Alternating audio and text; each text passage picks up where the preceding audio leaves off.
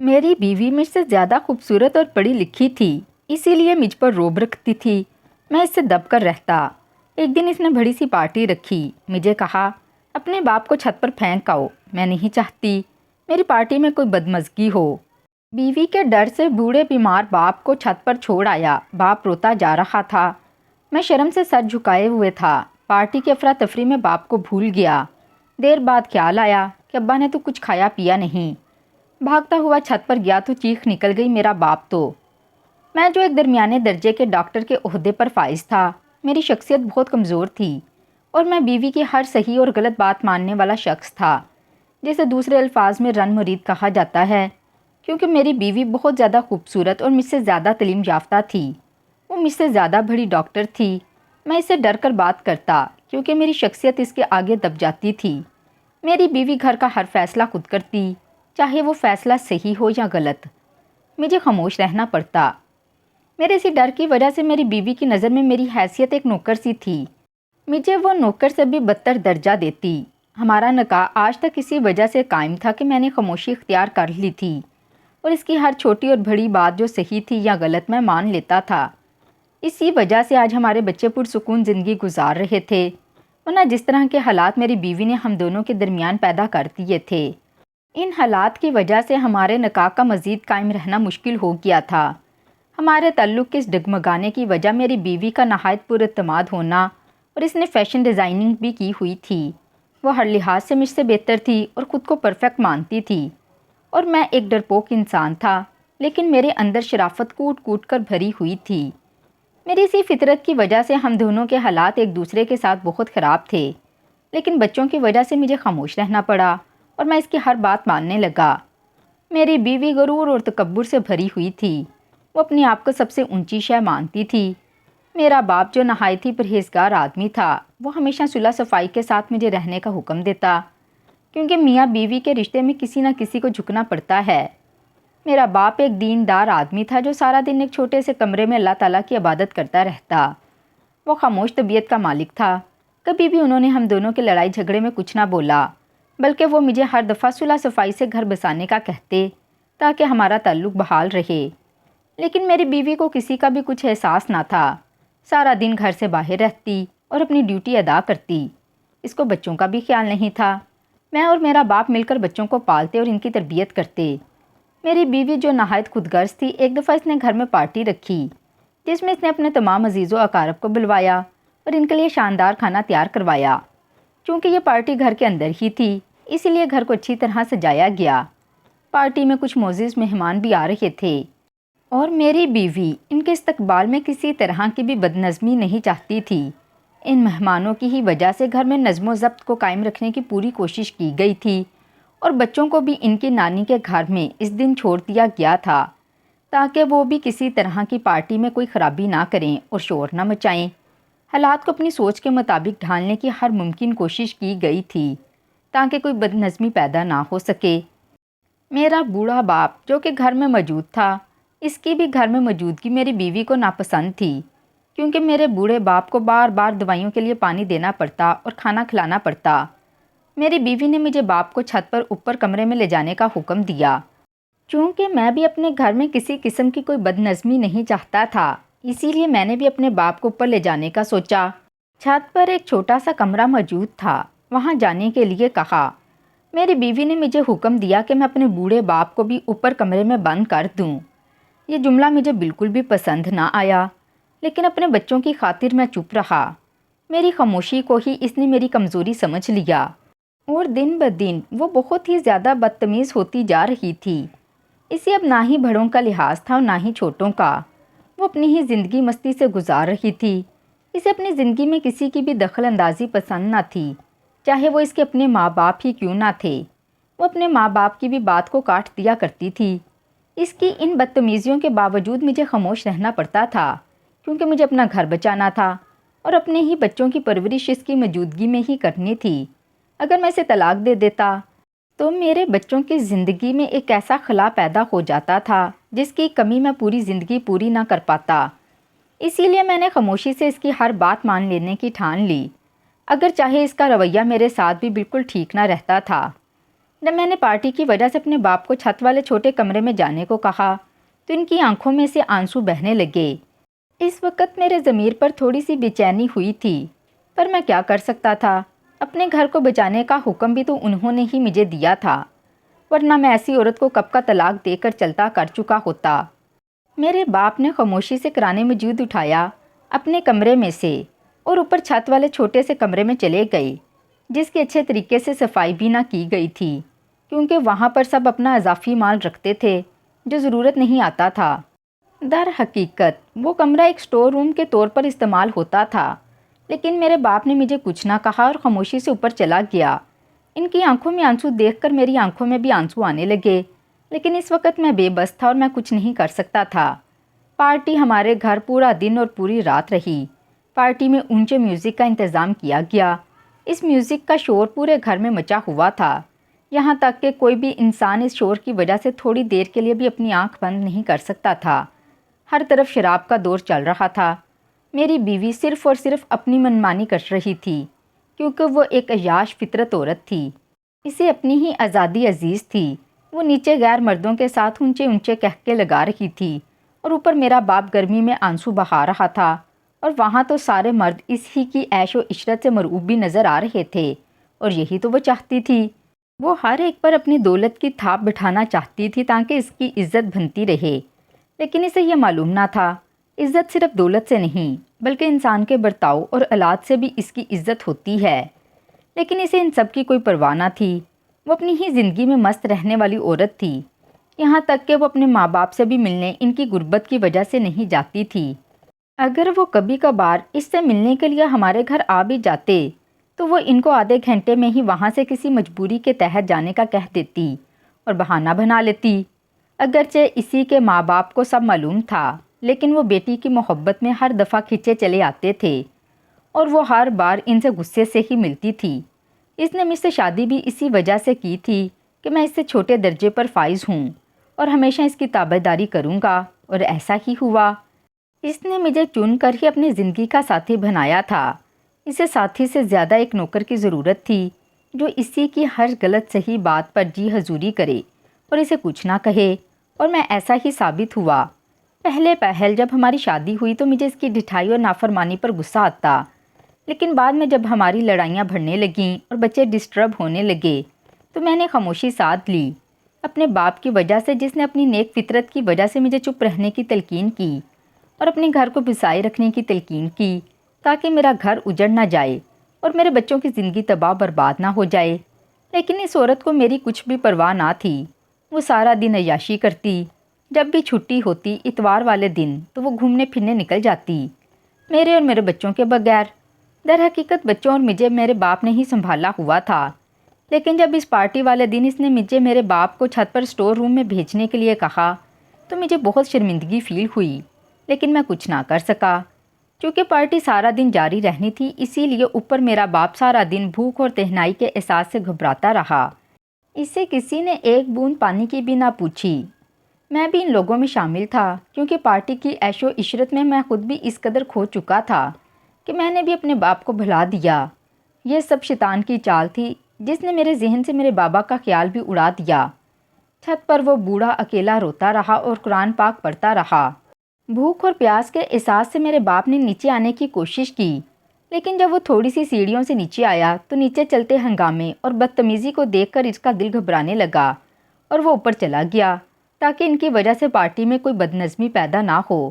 جب میں رات 3 بجے پارٹی ختم ہونے کے بعد اپنے باپ کو لینے کے لیے چھت پر گیا تو اس نے میرے قدموں کے نیچے سے زمین کھینچ لی۔ اس وقت میرا باپ اپنی زندگی کی آخری سانسیں لے رہا تھا اور اس کے دل کی دھڑکن بہت زیادہ تیز تھی۔ ایسا لگ رہا تھا جیسا کہ ان کے پیروں میں سے ان کی روح نکالی جا رہی ہو، لیکن یہ سب دیکھ کر میرے ہوش اڑ گئے اور میں خون کے آنسو رونے لگا۔ میرے باپ کی آنکھوں میں بے بسی اور بڑھاپے کے آنسو تھے کہ کس طرح ایک بیٹے کی نااہلی کی وجہ سے وہ بھوک اور پیاس کی شدت سے اپنی زندگی کھو رہا تھا۔ میرے باپ نے قرآن مجید کو اپنے ساتھ لپیٹا ہوا تھا اور ان کے دل کی دھڑکن بہت تیز تھی۔ میرے باپ کی نظر آسمان کی طرف تھی۔ تھوڑی ہی دیر بعد دیکھتے ہی دیکھتے میرے باپ کی روح اس کے جسم سے نکل گئی اور وہ پرسکون ہو گئے۔ جب میں نے نیچے آ کر اپنی بیوی کو بتایا تو وہ سو رہی تھی اور تھکاوٹ کی وجہ سے اس نے اپنے سسر کی موت کے باوجود اٹھنا گوارا نہ کیا اور ڈھیٹ بن کر سوتی رہی۔ میں نے ہی راتوں رات اپنے تمام رشتہ داروں کو کال کی اور اپنی بہن کو جو کہ دبئی میں مقیم تھی اسے اپنے باپ کی موت کی اطلاع دی تاکہ وہ بھی بر وقت پاکستان پہنچ سکے اور اپنے باپ کا آخری دیدار کر سکے۔ لیکن میری بیوی اتنی بے حس ہو چکی تھی کہ وہ صبح جب جنازے کا ٹائم ہوا اس ایک گھنٹہ پہلے اٹھی۔ اگرچہ اس وقت سارے مہمان گھر میں آ چکے تھے لیکن میری بیوی کو بالکل بھی شرمندگی محسوس نہ ہوئی۔ اس نے اپنے سسر کی فوتگی کی اطلاع اپنے کولیگز اور اپنے قریبی رشتہ داروں کو بھی نہ دی۔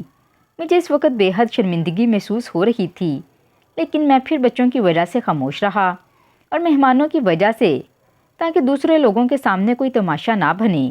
میری بیوی چند گھنٹے ہی میرے باپ کی چارپائی کے ساتھ بیٹھی اور پھر وہ اٹھ کر اندر چلی گئی۔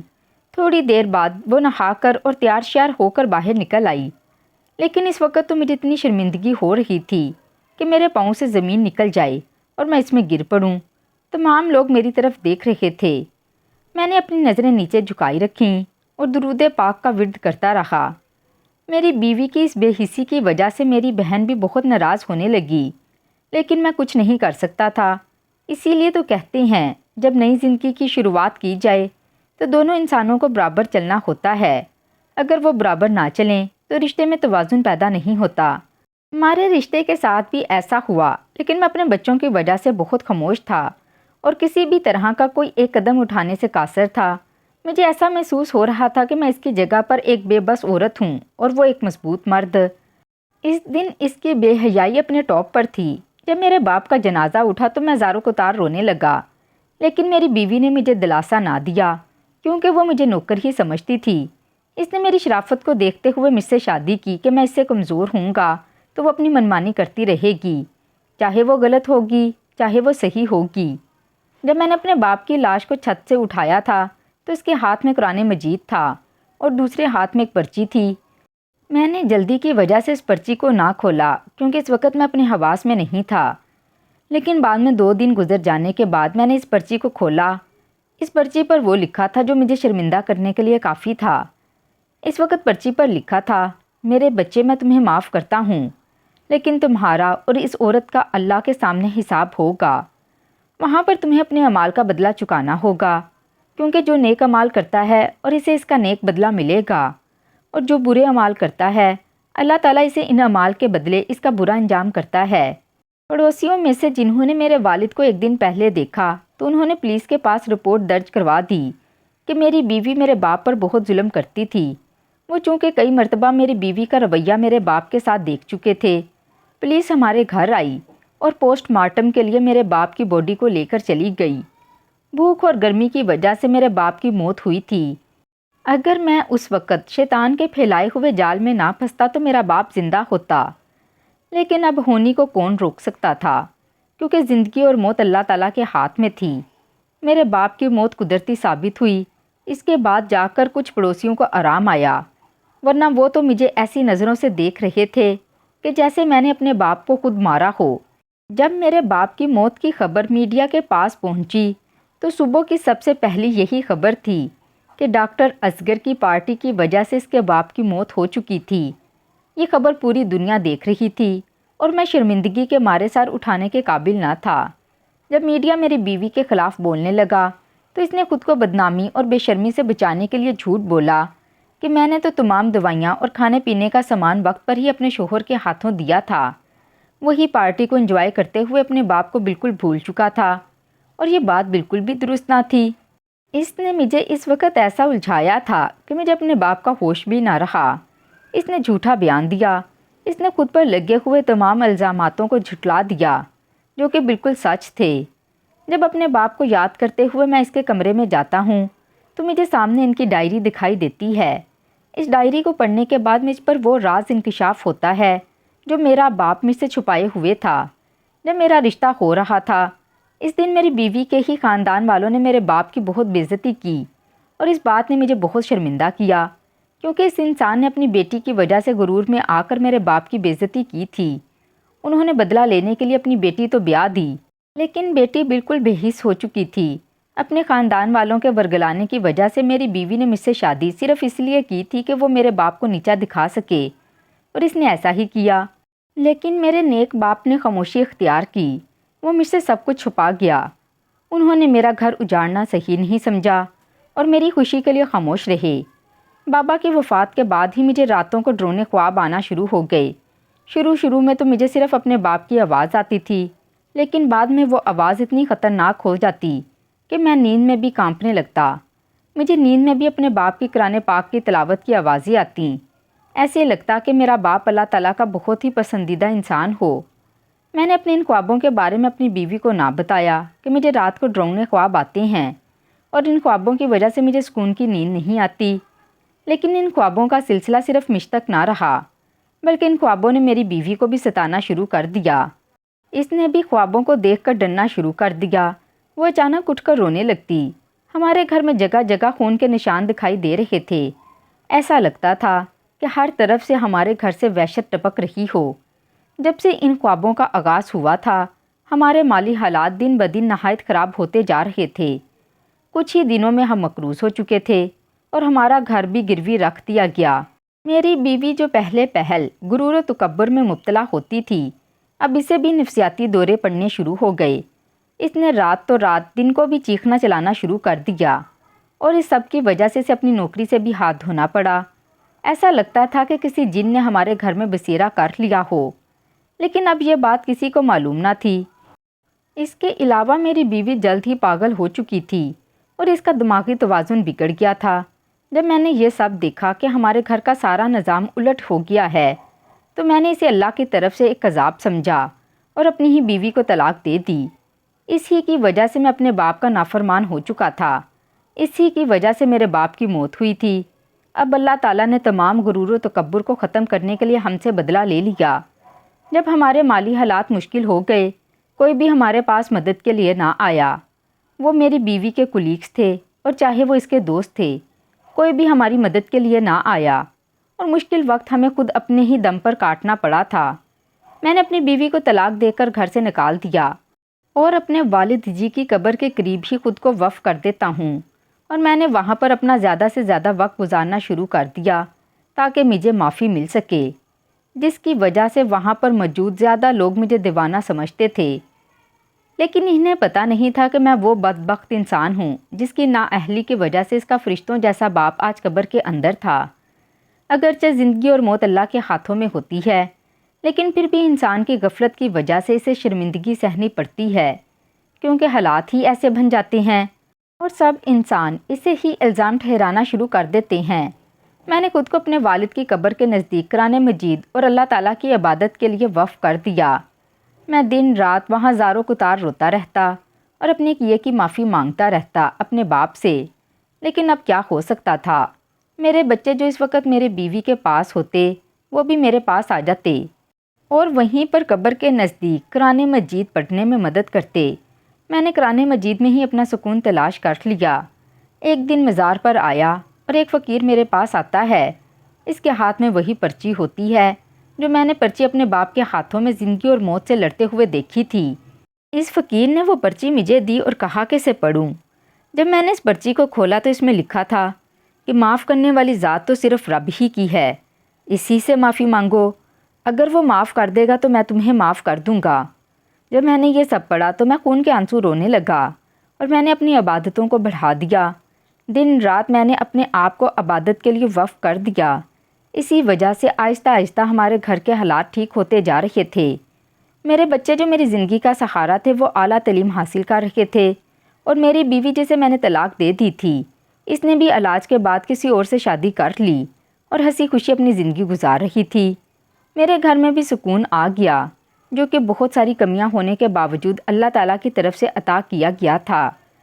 میرے بچے میری تنہائی کو دیکھتے ہوئے نئی ماں لانے کا کہتے، لیکن میں نے انہیں منع کر دیا، کیونکہ میں نہیں چاہتا تھا کہ کوئی بھی ایسی عورت میری زندگی میں آئے جو مجھے میرے بچوں سے غفلت برتنے کو کہے، اور اب میں اپنی زندگی میں مزید نقصان نہیں برداشت کر سکتا تھا۔